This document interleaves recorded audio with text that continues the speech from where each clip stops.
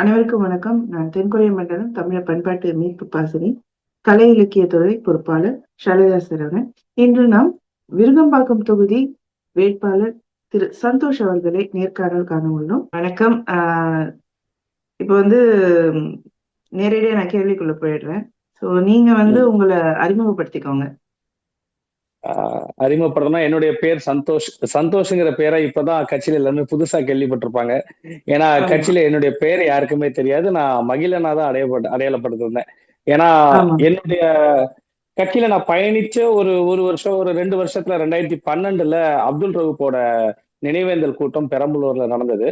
அப்போ அங்க இந்த அண்ணன் சீமான் அவர்களோட அறையில ரொம்ப நேரம் விவாதிக்கிறதுக்காக பேசுறதுக்கான வாய்ப்பு கிடைச்சது. அப்போ அண்ணா என்னைய மகிழா அப்படின்னு கூப்பிட்டாரு.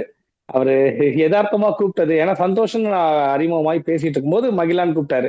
அப்போ அந்த கணத்துல இருந்து அப்ப நாங்களே போய் கேட்டோம், அண்ணா என்னுடைய பேரே எனக்கு வடமொழியில இருக்கு, எனக்கு பிடிக்கல அப்படின்னோடனையும் எனக்கு மகிழன் அப்படின்னும், என்னுடைய நண்பருக்கு துருவன் அப்படின்னும், இப்படி அங்க இருந்த என்னுடைய நண்பர்கள் எல்லாத்துக்கும் அண்ணன் பெயரை மாத்தி வச்சாங்க. அன்னையில இருந்து நான் மகிழனா தான் பயணப்பட்டு இருந்தேன். சந்தோஷங்கிற பேரை எந்த இடத்துலயுமே நான் தெரியப்படுத்தினது கிடையாது. இப்போ தேர்தலில் நிக்கிறதுனால நம்ம அபிடவிட்ல ஒரிஜினல் பேரை கொடுக்கணும் அப்படின்னால சந்தோஷனாவே நின்னாச்சு. நான் திருச்சியை சேர்ந்தவன். திருச்சியில தான் பிறந்து வளர்ந்தது எல்லாமே. பூர்வீகம் காரக்குடியா இருந்தாலும் பிறந்து வளர்ந்தது எல்லாமே திருச்சி தான். உங்களோட தொகுதி, நீங்க நிற்கிற இடம், உங்களோட பொறுப்பு, அதை பத்தி அறிமுகம் செஞ்சுக்கோங்க.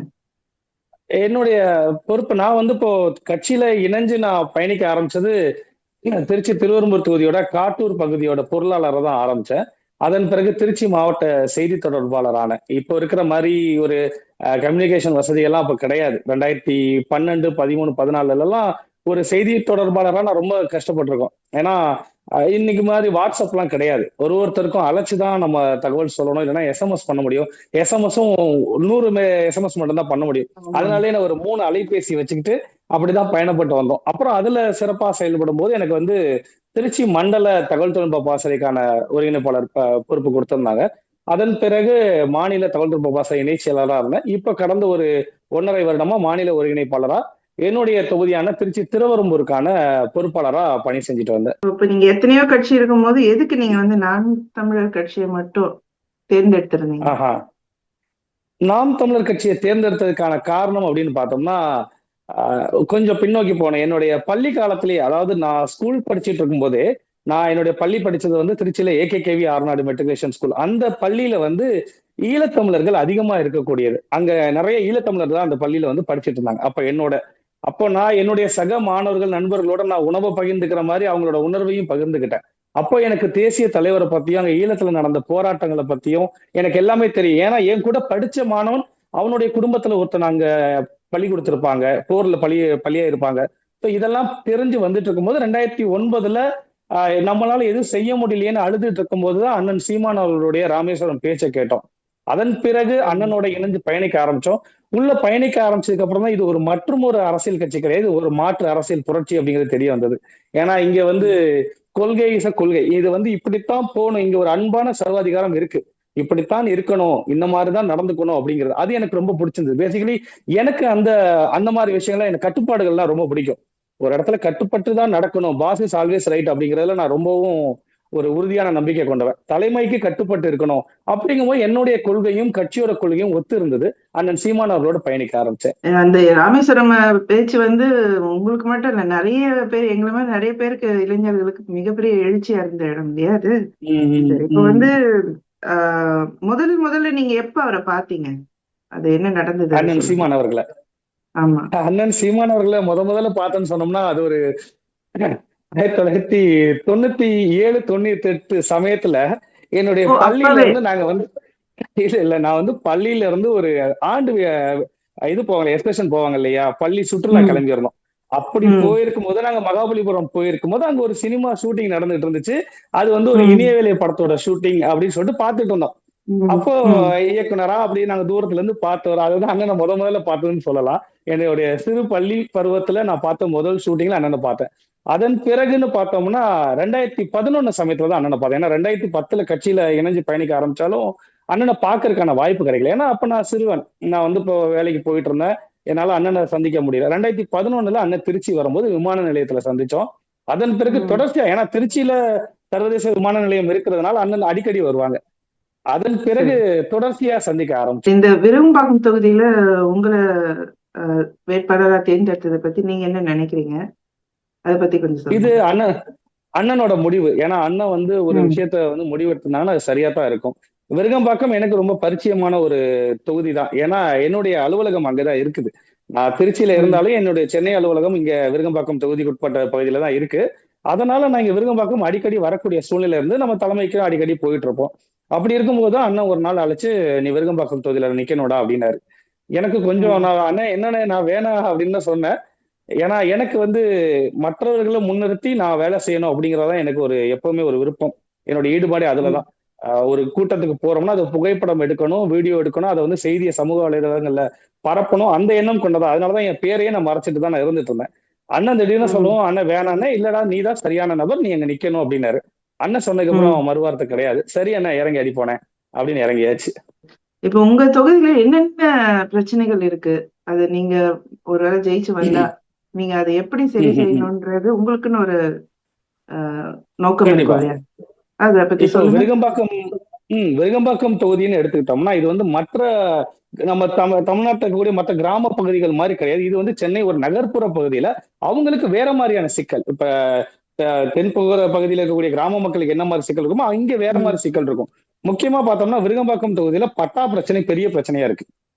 அவங்க ம். தலைமுறையா அந்த நிலத்துல வாழ்ந்துட்டு வராங்க. ஆனா அவங்களுக்கு எல்லாம் பட்டா இல்லாம இருந்துட்டு இருக்கு. ம். தகுதியானவர்களுக்கு பட்டான்னு சொல்லிட்டு இந்த அரசாங்கம் என்ன செய்யுதுன்னா, அது அதிமுக காலத்திலயும் சரி, திமுக காலத்திலயும் சரி, அவங்களுக்கு தேவையான நபர்கள், இந்த தகுதி வாய்ந்த நபர்கள்னு எப்படி வந்து பெண்களுக்கு 1000 ரூபாய் கொடுக்கறதுல வேலை செய்யறாங்களோ, அதே மாதிரிதான் இங்க அவங்களுக்கு வேண்டிய நபர்கள் மட்டும் பட்டா.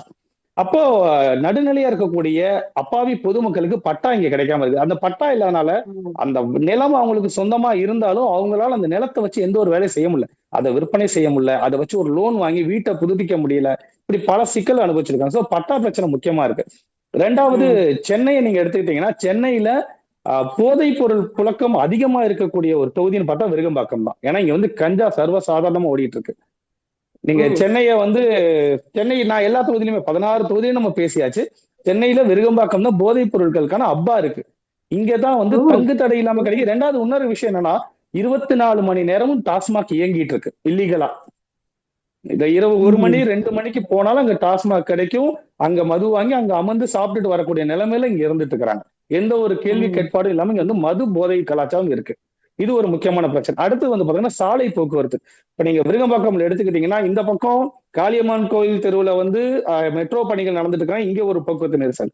அந்த பக்கம் ஆற்காடு ரோட்லயும் போக்குவரத்து நெரிசல், அங்க மெட்ரோ பணிகள் நடக்கிறதுனால அப்போ இருபுறமும் மக்கள் வந்து ஒரு சாலையை சரிவர பயன்படுத்த முடியாம தவிச்சிட்டு இருக்காங்க. போக்குவரத்து நெரிசல் ஒரு பக்கம் இருந்தாலும் சரியான சாலை வசதிகள் இல்லாம இருந்துட்டு இருக்கு. குண்டு குழியமான சாலைகள். ஒரு இடத்துக்கு நம்மளால ஒரு வெறுமனே ஒரு 5 கிலோமீட்டர் இருக்கக்கூடிய பகுதிக்கு நம்ம போகணும்னால் கூட ஒரு 1/2 மணி நேரம் எடுக்கும். ஏன்னா அவ்வளவு போக்குவரத்து நெரிசல். அடுத்தது பார்த்தோம்னா இங்க பாதுகாப்பற்ற சூழ்நிலை இருந்துட்டு இருக்கு. ஏன்னா இங்க ம். இருக்கக்கூடிய குடியிருப்பு பகுதிகள் எல்லாமே தெருவிளக்குகள் சரியா இல்ல. தெருவிளக்குகள் சரியா இல்லாதனால குற்றங்கள் நிறைய நடந்துட்டு இருக்கு. அப்ப பெண்களுக்கு பாதுகாப்பு இல்லாத சூழ்நிலை, வழிப்பறி கொள்ளை நிறைய நடந்துட்டு இருக்கு. இந்த மாதிரியான சிக்கல்கள் இந்த விருகம்பாக்கம் தொகுதியில நிறைய இருந்துட்டு இருக்கு. நீங்க அதை எப்படி வந்து அதை சரி செய்யறதுக்கான உங்ககிட்ட என்ன ஐடியா இருக்கு? அதை பத்தி சொல்லுங்க.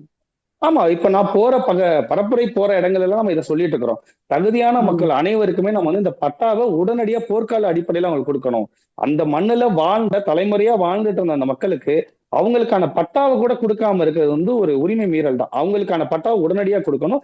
அதுக்கு நம்ம வந்து தனியா இதுக்குன்னு ஒரு ஒரு இலக்கா ஒதுக்கி நம்ம அந்த இளைஞர்களை அதுக்கு அமர்த்தி நம்ம அந்த வேலைகளை செய்ய போறோம்.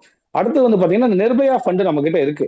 மத்திய அரசோட நிர்பயா ஃபண்ட் மூலியமா நம்ம தெருவிளக்குகளை புதுப்பிக்கலாம். சிசிடிவி கேமரா விருகம்பாக்கம் தொகுதி முழுக்க நம்ம சிசிடிவி கேமரால கவர் பண்ணோம். ஏன்னா இன்னைக்கு இருக்கக்கூடிய நவீன டெக்னாலஜில இன்னமும் ஒரு சிசிடிவி கூட இல்லாம இருந்திருக்கு விருகம்பாக்கம்ல. ஒரு ஒரு கொள்ளையோ நடக்குது அப்படின்னா, வழிப்பறி நடக்குதுன்னா காவல்துறை வந்து தனியாரோட சிசிடிவி தான் போய் கேட்கறாங்க. உங்க கடையில இருக்கிற சிசிடிவி கொஞ்சம் போடுங்க.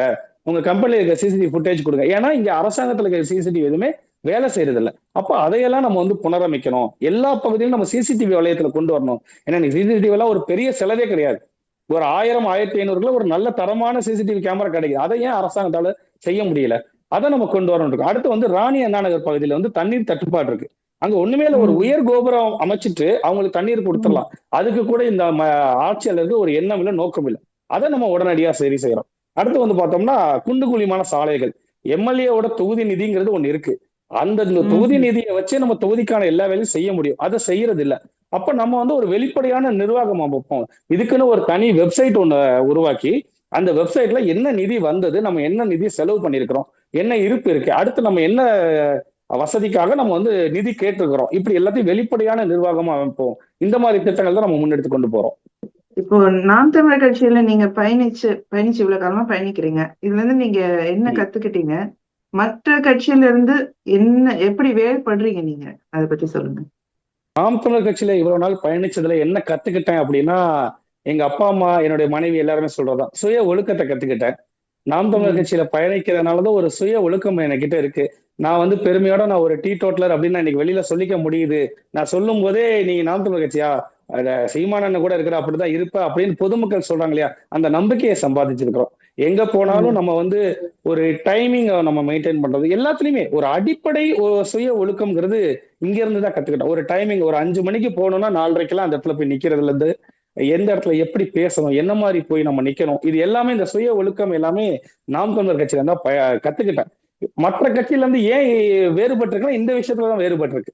எந்த ஒரு நாம் தமிழர் கட்சிக்காரும் நீங்க ஒரு கூட்டத்துக்கு போய் பாத்தீங்கன்னா தெரியும், அந்த இடத்துல ஒரு புகை போதை எந்த ஒரு வஸ்துக்களுமே இருக்காது. சுய ஒழுக்கம் இருக்கும். தன்னுடைய இருக்கையை கூட கிளம்பும் போது சரி பண்ணி எடுத்து வச்சுட்டு போற ஒரு சுய ஒழுக்கம் இருக்கும். ஒரு குப்பையை கூட கீழே போடுறதுக்கு பயப்படுவான். இன்னைக்கு நம்ம படிக்கிறோம், அரபு நாடுகள்லயோ இல்ல சிங்கப்பூர் மலேசியா போன்ற நாடுகள் குப்பையை வந்து ரோட்ல போறதுக்கு பயப்படுவாங்கன்னு. இங்க நாம் தமிழர் கட்சி கூட்டத்துல ஒரு குடிச்ச தண்ணீர் போத்தல கீழே போறதுக்கு பயப்படுவாங்க. இந்த சுய ஒழுக்கம் எங்கன்னு வந்தது? எங்க அண்ணன் கிட்ட இருந்து வந்தது. அதுதான் நாங்க மற்ற கட்சி இருந்து வேறுபடுத்தி பாக்குறோம். இப்போ மற்ற கட்சி நான் பரப்புரை போராட்டங்கள்ல பாக்குறோம், இன்னும் அந்த ஒரு தற்கொலை கூட்டம் இன்னும் பரப்புரைக்கு வரல. அவங்க வந்தா எப்படி இருக்கும்னு மக்களே இன்னமும் பயப்படுறாங்க. அவங்க சிரிச்சுட்டே சொல்றாங்க, தம்பி நீங்க வந்து அமைதியான முறையில வாக்கு கேட்டு போறீங்க. ஏன்னா நம்ம எந்த ஒரு சத்தமும் ஆடம்பரமும் கிடையாது. வீட்டுல போயிட்டு அம்மானா அவங்கள வர சொல்லி வச்சு நம்மளோட கொள்கையை பேசுறோம். அப்ப அவங்க பேசி முடிச்சு கிளம்ப சொல்றாங்க, நல்லா பேசுறீங்க தம்பி, உங்க கூட வந்தவங்க எல்லாம் தண்ணி வேணுமா, டீ சாப்பிடுறீங்களா எல்லாம் கேட்டுட்டு, அடுத்த இன்னும் ஒரு 10 நாள்ல தேர்தல் திருவிழா ஆரம்பிக்க போகுது, நீங்க முதல்ல வந்துட்டீங்க, அவனுங்க எல்லாம் வந்தா என்ன நிலைமைக்கு ஆக போகுது இந்த தெருவு அப்படின்னு சொல்லிட்டு பயப்படுறாங்க. இதுதான் மற்ற கட்சிகள்ல இருந்து எங்களை வேறுபடுத்தி காட்டுது. மக்கள் மேல எங்களுக்கு ஒரு நம்பிக்கை இருக்கு, ஒரு மரியாதை இருக்கு. நம்ம ஒரு நாம் தமிழர் கட்சிக்காரன்னு சொன்னா பொதுமக்கள் மத்தியில ஒரு நன்மதிப்பு இருக்கு. அதுதான் இங்க இருந்து நான் கத்துக்கிட்டேன். உங்களோட தொகுதி மக்களுக்கு நீங்க என்ன கடைசியா சொல்ல விரும்புறீங்க? அத கொஞ்சம் சொல்லுங்க. தொகுதி மக்களுக்கு என்ன சொல்றோம்னா, எங்க கிட்ட உங்களுக்கு கொடுக்கறதுக்கு எந்த ஒரு இலவச பொருட்களுமே கிடையாது. ஏன்னா நாங்க வந்து உங்கள்ல இருந்து வந்தவங்க தான். நாங்க வந்து பெரிய ஒரு எம்எல்ஏ எம்பியோட பிள்ளைகளோ இல்ல கோடீஸ்வர வீட்டு குழந்தைகளோ கிடையாது. உங்க வீட்டுல இருந்து வந்து அரசியல் செய்யறவங்க. இந்த அரசியல் எல்லாம் பார்த்து இதையெல்லாம் சரி செய்ய முடியாதா, ஏன் இந்த அரசியல் இப்படி இருக்கு, நம்மளால மாத்துறதுக்கு யாருமே இல்லையா, நம்மளுடைய நிலைமை மாறாதான்னு ஏங்கி தவிச்சிட்டு இருக்கும்போது அண்ணன் சீமான் அவர்கள் கிடைச்சாரு. இவரை நம்ம இனிமே விட்டுறவே கூடாது. இவரை விட்டுட்டோம்னா இந்த மண்ணுக்கும் மக்களுக்கும் இனிமே யாருமே கிடையாதுங்கிறத உணர்ந்து இந்த அரசியலுக்கு வந்திருக்கோம். எங்களுடைய பொருளாதாரத்தை இழக்கிறோம், குடும்பத்தை பிரிஞ்சிருக்கிறோம். எல்லாத்துக்குமே காரணம் என்னன்னா, மக்களுக்கு ஏதாவது செய்யணும். இந்த வாய்ப்பை விட்டுட்டோம்னா இனிமே தமிழ் இனத்துக்கு ஒரு வாய்ப்பு கிடைக்கவே கிடையாது. ஏன்னா இன்னும் ஒரு 10 வருஷம் கழிச்சு, ஐயோ நம்ம நாம் தமிழர் கட்சிக்கு வாக்கு செலுத்தாம விட்டுட்டோமே, நம்ம நாம் தமிழர் கட்சி அன்னைக்கு அரவணைக்காம விட்டுட்டோமே கண்டிப்பா மக்கள் வருத்தப்படுவாங்க. அந்த நிலைமை வரக்கூடாது அப்படிங்கறதுக்காக தான் உங்க வீட்டு பிள்ளைகள் அரசியல் செய்ய வந்திருக்கிறோம். எங்களுக்கு ஒரு ஆதரவு கொடுங்க. ஏன்னா பொருளாதார வலிமை கிடையாது. தினம் தினம் பரப்புரைக்கு, அன்றைய தினம் பரப்புரைக்கு நோட்டீஸ் இருக்காது. இன்னும் எனக்கு இன்னும் 2 நாட்களுக்கு தேவையான துண்டறிக்கை மட்டும்தான் இருக்கு. ஆனா அதை நாங்க வேகமா எடுத்து ஏதோ ஒண்ணு பண்றோம். நம்ம பண்ணி ஆகணும், மக்களுக்குன்னு ஓடிட்டு வரோம். எங்களுக்கு உங்களுடைய ஆதரவை கொடுங்க, வேற எதுவுமே வேண்டாம், நம்புங்க, உங்களுக்கு நல்லதே நடக்கும் அப்படிங்கறத என் மக்களுக்கு நான் சொல்றேன். மகிழ்ச்சி, சந்தோஷம். எல்லா கேள்விகளுக்கும் அருமையா ரொம்ப தெளிவா இருக்கு. உங்ககிட்ட ஒரு தெளிவு இருக்கு, ஒரு நோக்கம் இருக்கு. சிறப்பு. ரொம்ப மகிழ்ச்சி. மக்கள் கிட்ட இது போய் சென்றடையணும் அப்படின்னு நான் கேட்டுக்கிறோம். நாங்களும் வந்து வாழ்த்துக்களை சொல்லிக்கிறோம். ரொம்ப நன்றி. நன்றி.